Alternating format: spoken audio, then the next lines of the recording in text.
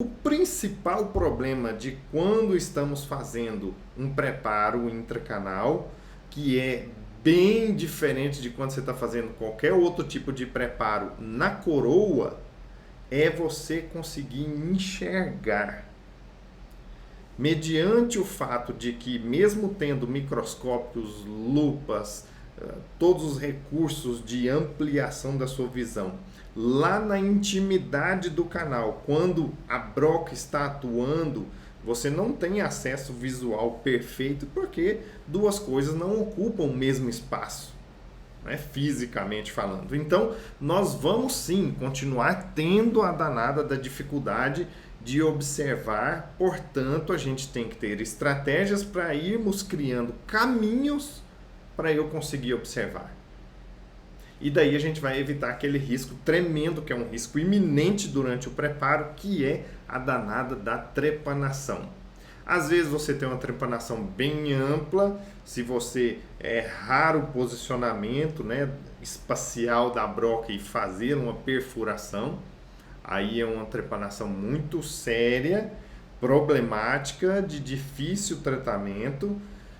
Alguns profissionais da endo têm conseguido de uma certa maneira tratar isso, mas não é algo que a gente pode assumir como uma possibilidade real e, e assim, pô, vai dar certo. É muito difícil de dar certo, dependendo do que provocou. E uma possibilidade, um risco tardio que nós teríamos, aí sim o risco tardio é aquele relacionado com a fratura, ou seja, você desgastou desnecessariamente. E a gente já sabe que a semelhança daquilo que você trabalha para fazer preparos externos, né, na parte coronal, quanto menos a gente puder desgastar o elemento dental, sempre é melhor. Sempre é melhor. Por quê? Porque no final das contas, todo aquele conjunto ali restaurado consegue ter melhor resistência. Então, o fato é que, por mais que você use procedimentos adesivos e use da maneira correta, isso está absolutamente certo, a gente precisa auxiliar o processo adesivo deixando mais dente. Sempre esse pensamento é o pensamento mais pertinente. Então, desde que você vá utilizar, e é absolutamente correto, pertinente, desejável, fazer um processo adesivo, tem que se pensar em deixar mais dente. Por quê? Porque qualquer preparo desgasta dente. Para qualquer preparo que você for fazer. A gente não pode ser infantil aqui e pensar o seguinte: ah, mas eu vou utilizar um pino de fibra, ou eu não vou utilizar pinos de fibra nenhum, eu vou colocar direto a resina dentro do canal, eu vou colocar uma fibra não sei o que lá. Todas as situações que você começa um tratamento que você tem que retirar alguma coisa antiga, é impossível você não desgastar a mais do que aquilo que já chegou para você. É impossível. Tomara que chegue essa possibilidade no futuro, sei lá como, mas hoje em dia não tem jeito. Então, fazendo algum tipo de desgaste, a gente vai levar uma redução da resistência daquele global, do conjunto inteiro restaurado. É óbvio que se você desgastou e colocou um material ali dentro que não tem capacidade de adesão, o problema é pior do que se você desgastou e colocou um material que tem capacidade adesiva. Porque a grande diferença é que quem não tem adesão, eu empurro o preparo. Quem tem adesão, segura o preparo. Então essa é a mudança de paradigma que existe. Agora imagina o seguinte: e se você puder fazer a conjuminação de utilizar um procedimento adesivo que tenha resistência para aquela necessidade daquele elemento e ao mesmo tempo que desgaste menos a estrutura dental? Esse é o esquema. Agora, para fazer isso, você precisa ter um sequenciamento clínico que te dê segurança para que você não trepane, que é o risco iminente do preparo, e que te dê também segurança e possibilidade clínica de você desgastar menos e daquilo ser suficiente.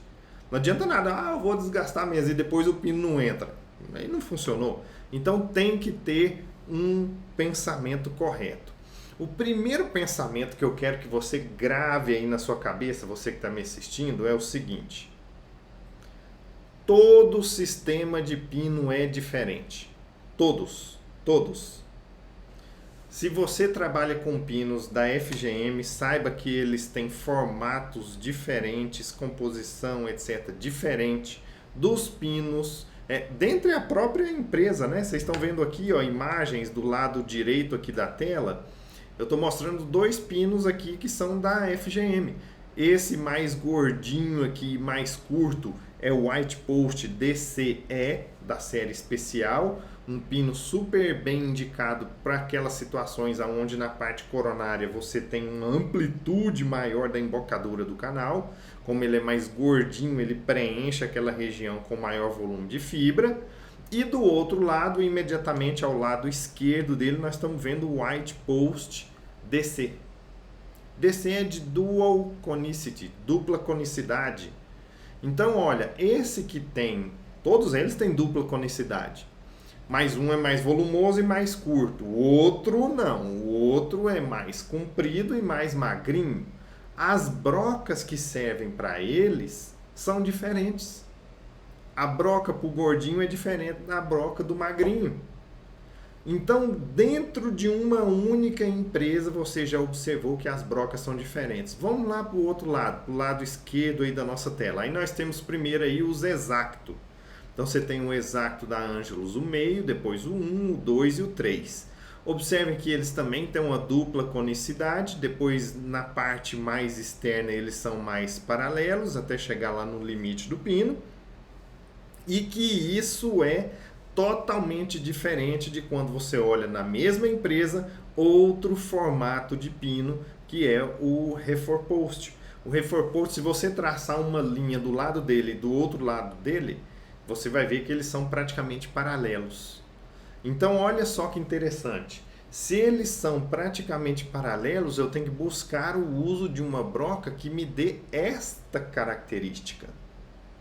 E aí você tem que pensar o seguinte: será que essa característica desses pinos serem paralelos, ela é a característica mais favorável ao normal formato radicular?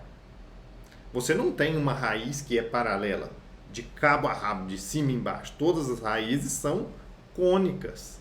Se as raízes são cônicas e existem os pinos cônicos, de dupla conicidade, me parece soar no meu ouvido que esse tipo de pino tem uma proximidade maior do que aquilo que existe lá dentro do canal. Toda técnica endodôntica trabalha assim, não é verdade? Então, o que tem que ser o seu pensamento na hora de executar um bom preparo? Poxa, eu não vou destruir mais do que o que foi necessário pela endodontia para selar, para vedar, limpar, sanificar esse canal. E há como se fazer isso. Então, a ideia é, se eu entendo isso aqui e vejo, puxa, todos os pinos têm dimensões, formatos diferentes, é mais do que óbvio que alguns formatos são melhores do que outros, e além disso, é mais do que óbvio a nossa compreensão de que, além dos formatos serem diferentes, as brocas que vão corresponder a cada um desses pinos tem que ser diferente. Tem que ser diferente.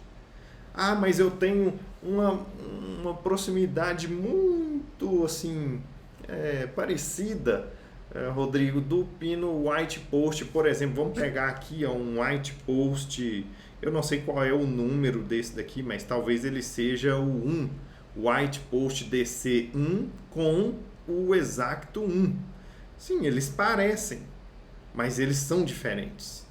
Um tem a conicidade mais alongada do que o outro, então o formato da broca vai ser diferente. Se eu usar a broca de um no outro, ou eu desgasto pouco e o pino não entra, ou então eu desgasto demais e o pino fica frouxo. Ah, mas se o meu pino ficou frouxo, eu já aprendi, Rodrigo, que eu vou reembasar com resina. Beleza, você vai reembasar, mas sabe aonde você tem que reembasar? Onde você fez o preparo correto, e aí sim o pino ficou frouxo. E não aonde você fez o preparo errado, aí você vai tentar resolver reembasando o pino. Então você está começando o pensamento de maneira incorreta. Tá certo? Então esse é o pensamento que tem que mudar para a gente conseguir fazer da maneira correta aquilo que precisa ser feito.